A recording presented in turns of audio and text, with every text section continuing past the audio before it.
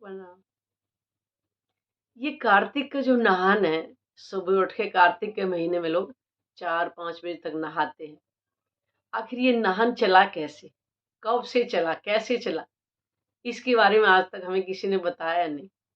हम भी नहाए थे बचपन में, क्योंकि जो यमुना जी है ना ये हमारे बिल्कुल गाँव के साथ से ही बहती है और उस टाइम इसका पानी बड़ा स्वच्छ था।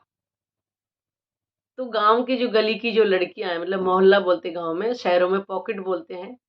तो सब एक-दूसरे को नाम लगा के बुलाती थी। पहले घड़ियाँ का इतना चलन नहीं था, बस देखते थे कि तारा यहाँ पे आ गया है तो इतने बज चुके होंगे और सारी इकट्ठी नहाने के लिए जमुना जी में जाते थे और वहीं से फिर जल लेकर के और फिर मंदिर में आके चढ़ाते थे।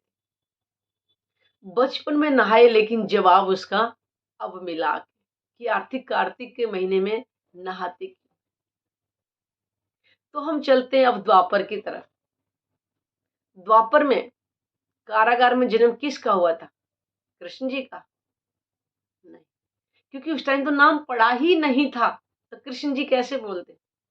एक बालक का जन्म हुआ था और वो बालक के अंदर वो जो चेतन जो जीव था वो किसका था? विष्णु भगवान।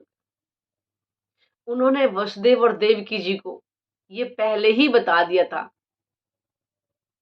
अभी उनका जन्म नहीं हुआ है, उससे पहले ही उन्होंने बता दिया था कि तुम्हें तुम्हारे पुत्र के रूप में जन्म लूंगा और इस बालक को जो है आप यशोदा और नंद बाबा के घर छोड़ के आना और वहां पर जो माया रूप जो कन्या हो उसको लेकर के यहाँ जा। तो जब जन्म हुआ एक बालक और वसुदेव जी उनको अपने सर पे धारण करके टोकरी में लेके जा रहे थे, तो 7 ताले अपने आप खुल गई और जमुना जी उछाले ले रही है चरण छूने के लिए। क्यों? क्योंकि जमुना जी को पता था कि पार ब्रह्म की शक्ति इनके अंदर है। वो बालक के अंदर विष्णु भगवान का जीव और अक्षर ब्रह्म की आत्मा और उस पूर्ण ब्रह्म परमात्मा की आवेश शक्ति उस बालक के अंदर थी, लेकिन बाहर की दृष्टि से कोई नहीं जान पाया। जब नंद बाबा के घर उनको छोड़ करके आए और यशोदा मैया के घर में एक बच्ची का जब जन्म हुआ था, उनको लेकर के वो कारागार में आ गए और 7 ताले अपना आप बंद हो। उधर गोकुल में जाकर के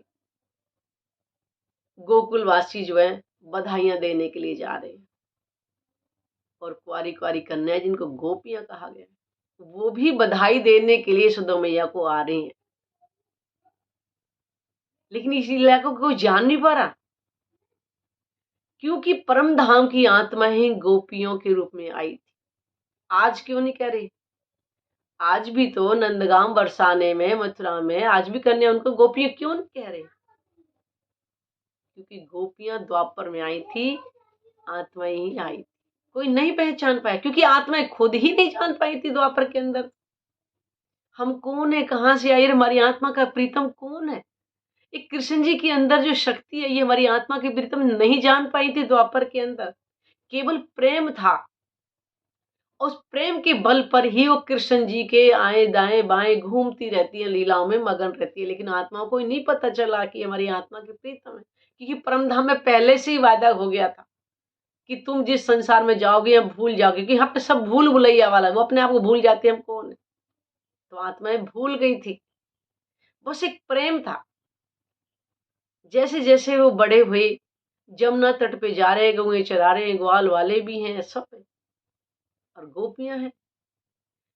देखने में संसारिक नजरों में तो बच्चे हैं, बालक का तो रूप थे कृष्ण जी, लेकिन जब गोपियों के साथ जमुना तट पर लीला होती थी तो बाल स्वरूप न होकर किशोर स्वरूप लीला होती, कोई नहीं जान पाया इस चीज। और अक्षर ब्रह्म की आत्म जो बालक के अंदर थी, जिनको नाम कृष्ण जी है, उन्होंने 24,000 कुमारिकाएं स्वयं धारण करी थी अपनी लीला के लिए। तो वो जो गोपियों के साथ जो कन्याएं रहती थी वो क्या करती, वो भी जमुना जी में नहाने के लिए जाती थी। और आपने सुना भी होगा कृष्ण जी उनके जो वस्त्र लेकर के कहाँ बैठ जाते हैं, पेड़ के ऊपर। तो जब पेड़ के ऊपर लेके बैठ जाते हैं तो वो कन्याएं अपने वस्त्र मांगती है, एक कान्हा हमारे वस्त्र दे दो। तो क्या बोलते कृष्ण जी, मैं वस्त्र जब दूंगा जब तुम मुझसे वादा करोगी, कि तुम मेरे से वादा करो कि आज के बाद इस जमुना जी में आप नग्न स्नान नहीं करोगी। तो उन कुमारिका सखियों ने पता है क्या कहा, कि हम वादा करते हैं कि हम आज के बाद जमुना जी में नग्न स्नान नहीं करेंगे, लेकिन आप भी हमसे वादा करो कि जो लीला तुम गोपियों के साथ करते वो लीला हमारे साथ भी करो। तो उनका वादा, लीला तो होगी लेकिन मेरे साथ नहीं, हो लीला होगी। अब इस चीज को हमें जानना है कि ये कार्तिक के महीना में जो नहान है वो चला कैसे। तो जब अब इसको हमने ये तो ले लिया कार्तिक के महीने नहाते, लेकिन नहाते किस लिए। अब इसके बाद क्या हुआ, जब कृष्ण जी 11 बरस के हुए, क्योंकि परम धाम के अंदर पारब्रह्म आत्मा में आपस में ये वार्तालाप हुई थी कि मैं तुम्हें एक खेल ऐसा दिखाऊंगा जिसमें उसमें सब भूल जाते हैं अपने आप। तो वहां पर आत्माओं ने परमात्मा से पूछा कि क्या ऐसा खेल दिखाओगे कि हम आपसे अलग हो जाएंगे, हम आपको भूल जाएंगे। कह रहे नहीं, मैं ऐसा तो कोई काम खुदा से ना होवे ऐसा ना कहियो कोई, पर एक बात बक्का मैंने जो हक से भी ना होए। कहने का मतलब क्या है कि परमात्मा सब कुछ कर सकते हैं, लेकिन एक काम वो भी नहीं कर सकते। वो कौन सा, वो अपनी आत्माओं से कभी अलग नहीं हो सकते। तो उन्होंने कहा कि नहीं, मैं आपको कहीं दूर नहीं भेजूंगा, आप मेरे चरणों में बैठ कर के ही इस खेल को देखोगी। तो फिर तो उन्होंने कहा कि ऐसा, आप तो फिर हमें खूब 100 बार, एक बार नहीं 100 बार आजमाया के देखो, हम आपको एक बार भी नहीं भूलेंगे। तो जब ब्रह्म आत्माएं परमधाम के अंदर इस खेल को बैठी देख रही है, जैसे ही आत्माओं की नजर इस संसार में पहले द्वापर में आई थी, द्वापर में आई थी क्योंकि जब जन्म हुआ था कृष्ण जी का, कृष्ण जी नाम इसलिए लेने पड़ रहा है क्योंकि फिर जानेंगे कैसे किसका जन्म हुआ है। पार्वन के अंदर शक्ति थी और गोपी अंदर आत्माओं की थी। जब उनका जन्म हुआ तो उसी टाइम परमधाम से उनकी जो सुरत आई थी, तो उनको ये था प्रेम है, क्योंकि द्वापर अंदर प्रेम था, प्रेम की लीला दिखाई थी केवल द्वापर के अंदर। तो फिर उन्होंने जब ये लीला देखी तो परमात्मा ने भुलाना भी था उन आत्माओं को, क्योंकि 100 वीर का वादा करके आई थी वहां पर। तो जब 11 बरस के हुए थे तो उन्होंने अपनी गोपियों को बोला कि चलो आज मैं 11 बरस का हो गई हूँ, आज वृंदावन में रास रचाएंगे। तो गोपियों ने क्या कहा, क्योंकि किसी किसी की शादी होगी तो घर में ताने मारते थे कि तुम्हारी बेटी इतनी बड़ी हो गई है, तुम्हारी बहू इतनी बड़ी हो गई है और छोटे से बालक के साथ में खेलती है। लेकिन दुनिया को क्या पता कि बालक के अंदर शक्ति कौन सी थी, नहीं जान पाया कोई संसार। तो गोपी ने कहा कि तुम घर में ताने सहते हैं और अब तू कहता है कि हम तेरे साथ रात को वृंदावन में जाएं रास करने के लिए। तू परपुरुष, हम कुलवंती नार। वो सब भूल गई परम धाम का नाता और सोचने लगी कि हम यहीं के रहने वाले हैं। तो परमात्मा ने जो कृष्ण जी के अंदर शक्ति आई थी ना, वो हो इसका मतलब ये मुझे भूल गई और अपने आप को भूल गई है, परम धाम की आत्मा है। और साथियों ये जुदाई चली थी 52 दिन तक। जब जन्म होता है और ये शरद की पूर्णमासी तक आता है तो कहते 52 दिन बैठते हैं। 52 दिन तक उन्होंने कोई बांसुरी नहीं बजाई थी, घुंघरू उंगरू सब उतार के यशोदा मैया को दे दी कि मैं बड़ा हो गया हूँ, मैं घुंघरी झुंझरी नहीं पहनूंगा। क्यों कि वो बजती हैं तो गोपियां दौड़ दौड़ करके आ जाती हैं। जब परमात्मा ने देखा कि ओहो मेरी आत्मा है तो इस नश्वर संसार में आके मुझे भूल गई, अपने भूल गई, तब उन्होंने योग माया के ब्रह्मांड में जा करके बांसुरी बजाई। साथियों भागवत पुराण 10वें स्कंद के अंदर ये लिखा हुआ है, एक 29वें अध्याय में और एक 33वें अध्याय। 29वें अध्याय में रास लिखा हुआ है और 33वें अध्याय में महारास लिखा हुआ है। तो महारास कहां पर हुई और रास कहां पर हुई उसका भेद आज हम बताते हैं।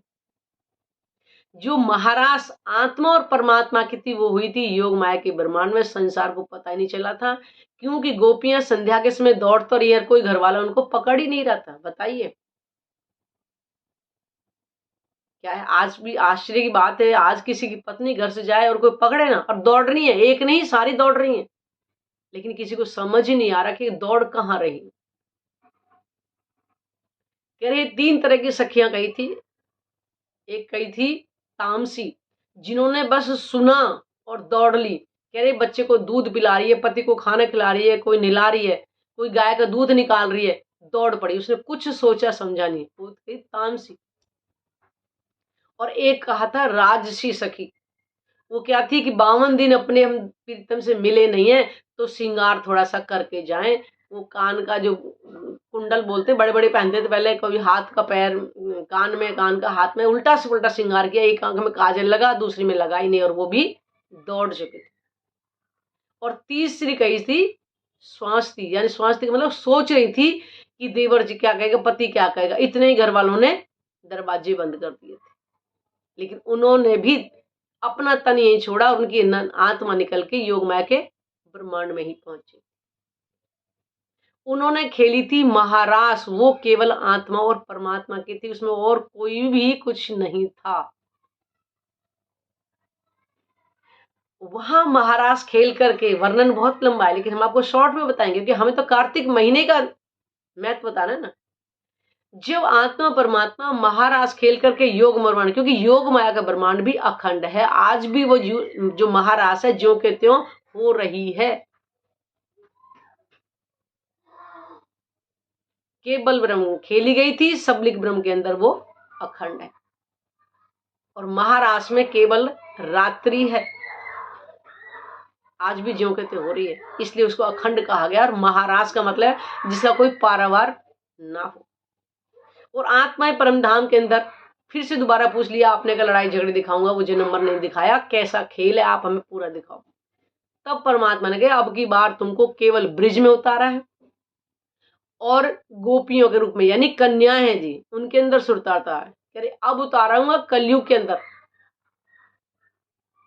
और एक दूसरे को नहीं पहचान, पहले ब्रिज में आई थी, अब पूरे संसार में कहाँ है आत्मा, ये केवल परमात्मा जानते हैं किस किस तन के अंदर आत्मा। कलयुग में उतारूंगा और एक दूसरे को नहीं पहचान पाओगी। और जो गोपियां मतलब जो आत्मा है, गल भैया एक दूसरे डाल के बैठी, कह रही तुम आपस में ही एक दूसरे को बुरी नजर का मतलब है ईर्ष्या की नजरों से देखोगे, क्योंकि खेल यहाँ का दिखाना है। परमात्मा ने बिल्कुल फरामोशी में शर्त भुला कर देना। ज्यों के त्यों ब्रह्मांड दूसरा खड़ा किया, और अव्याकृत ब्रह्म के अंदर जो वेद होते हैं, वेद भी चेतन है।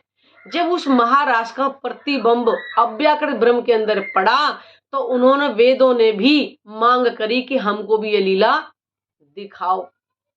तो महारास में जो 24,000 कुमारिकाएं थी, 12,000 जो आत्माएं थी, 36,000 का मेला महारास में हुआ था योग माया ब्रह्मांड ने। और अब जो दोबारा से ब्रह्मांड जो के तो खड़ा की, क्योंकि आत्माओं को कलयुग में उतारना है, फिर से अब वो जो 24,000 जो कुमार कसी जिन्होंने वर मांगा था कि हमारे साथ लीला करो, अब इस वृंदावन में जो अब मथुरा वृंदावन में है, उन कुमारिका सखियों की यहाँ पर वेदों की, इन वेदों ने भी मांगा था कि हमें भी वो लीला दिखाओ।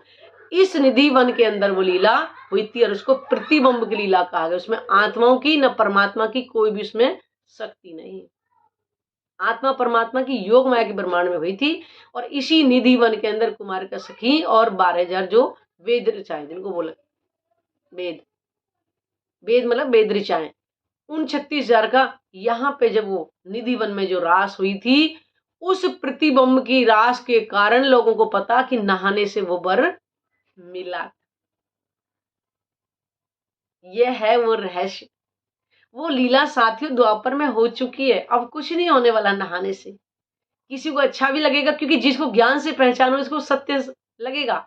अब जिनको नहीं पता वो नहीं जान पाएंगे इसे। वास्तव में नहाने इस कारण चला है। आज नहाने से कुछ नहीं होगा, पाक ना होइए इन पानी, चाहिए रस का जल, नहीं है हक के जमाल में तब होइए निर्मल। कहने का मतलब है कि यहाँ के पानी से हमारा जो केवल बाहरी शरीर है केवल ये साफ होगा, हमारा जो अंदर का जो अंतस्करण है, जो दिल है, वो कैसे साफ होगा। यही बैठे बैठे अगर परमात्मा के स्वरूप को अपने धाम हृदय में बसाएंगे तो हमारे अंदर के विकार समाप्त होंगे, तब हम पवित्र होंगे। और यहीं बैठे बैठे हमें उस परमात्मा का दर्शन हो सकता है, और इसी तन के अंदर। लेकिन कमी कहाँ हो रही है? कमी हो रही है कि हमें ज्ञान नहीं है, हमें मार्गदर्शन नहीं है। तो साथियों, बड़े भाग मनुष्य तन पावा सुर दुर्लभ सब ग्रंथ ना। क्यों कि मनुष्य तन कलयुग में पाना बहुत ही दुर्लभ है, और मनुष्य तन मिले बिना उस परमात्मा की पहचान करने की, और योनि में करते तो हमें और योनि मिलती ही क्यों? कर्म बंधन काटने के लिए केवल हमें मनुष्य तन मिला हुआ है, क्योंकि हमारे पास विवेक बुद्धि होती है। हम जो ज्ञान आया है, जिसको वाणी बोलते हैं, जो कुल स्वरूप बोलते हैं, श्रीमुख वाणी बोलते हैं, तारतम वाणी भी बोलते हैं, जो त्रेता में लिखाया कलयुग केवल नाम आधारा और सुमर सुमर नर उतरे गए पार। बताइए साथियों, त्रेता में लिखवा दिया गया था कि कलयुग में वो नाम आएगा। अब यहाँ पे कोई इंतजार कर रहा है कि मुंह से रटने वाला कोई नाम नहीं आएगा। वो वाणी आएगी, कुलजम स्वरूप की वाणी, जिससे परमात्मा के धाम की, उनके स्वरूप की, उनकी लीलाओं की पहचान आएगी। जब उनको हम एकांत में बैठ करके अपने धाम हृदय में उनको याद करेंगे, हमारे अंदर प्रेम आएगा, तड़प पड़ेगी, उनसे मिलने की चाहत पड़ेगी, तब हम भव से पार होंगे। कार्तिक के महीने में नहाने से कहीं नहीं, ये पानी भी यहीं का है। जल, अग्नि, वायु, पृथ्वी, आकाश, भागवत पुराण में लिखा हुआ है 4 तरह की प्रलय, नित्य, नैमित्तिक, प्राकृतिक, और अब महाप्रलय। कहते कलयुग का अंतिम चरण चल रहा है। किसी को आश्चर्य, अंतिम चरण क्यों? आयु थी 4,32,000, लेकिन ग्रहण लग लग के आयु समाप्त हो गई। अगर किसी को अखंड मोक्ष चाहिए, वो परमात्मा का दर्शन चाहिए, अपने आप को आवागमन से अगर मुक्ति चाहिए, तो हमें परमात्मा की भक्ति करनी पड़ेगी, ना कि कार्तिक के महीने में नहाने से अखंड मोक्ष मिल सकता। तो क्यों ना हम मनुष्य तन रहते रहते उस परमात्मा की पहचान कर लें और आवागमन से मुक्ति पाए। साथियों, बहुत आसान है कलयुग के अंदर परमात्मा को प्राप्त करना,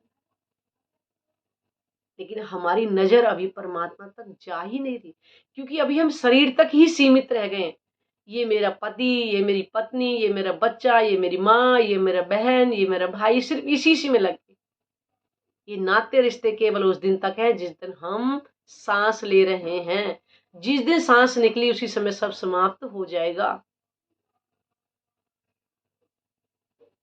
ये 5 फुट का शरीर जब तख्ता आएगा, शमशान भूमि में जाएगा और सब स्वाहा हो जाएगा, उसमें कुछ भी नहीं बचेगा। तो ये नाते रिश्ते कहाँ तक जाएंगे? हाँ, कर्म कीजिए, जो फर्ज है उसे पूरा कीजिए, और अपने लिए भी समय निकाल करके परमात्मा का चिंतन कीजिए। अगले जन्म में कोई नहीं मिलने वाला, ना कोई साथ आया ना कोई साथ जाएगा। आया था अकेले बंदे, अकेला ही जाएगा, साथ ना आया कोई साथ ना जाएगा। करे धन जो कमाया बंदे यहीं रह जाएगा, खाली हाथ आया बंदे खाली हाथ जाएगा। तेरी कुछ नहीं लेके आया, मुट्ठी बांध कर आया बंदे, हाथ पसारे जाएगा। तेरे कुछ भी, जब मुट्ठी खुलती है बच्चे की तो खाली कुछ भी नहीं होता, और जब जाता है तो भी हाथ खाली होता। तो साथियों, हम यहाँ क्या खाने पीने के लिए आए? हर जन्म खाने पीने में ही हमारा व्यर्थ जा रहा है। कलयुग में मनुष्य तन मिलना बहुत मुश्किल है, और परमात्मा के चरण कमल केवल मनुष्य तन रहते रहते ही प्राप्त कर सकते हैं, और किसी योनि में नहीं कर सकते। तो क्यों ना उस ब्रह्म ज्ञान से पहचाने कि वो मेरी आत्मा का प्रीतम। आत्मा तो कह रहे हैं लेकिन ये कभी हमने जाना कि हमारी आत्मा का प्रीतम है कौन? वो पूर्ण परमात्मा सबका एक ही है और एक ही रहेगा। बोलो श्री प्राणनाथ प्यारे की जय, सतगुरु महाराज की जय।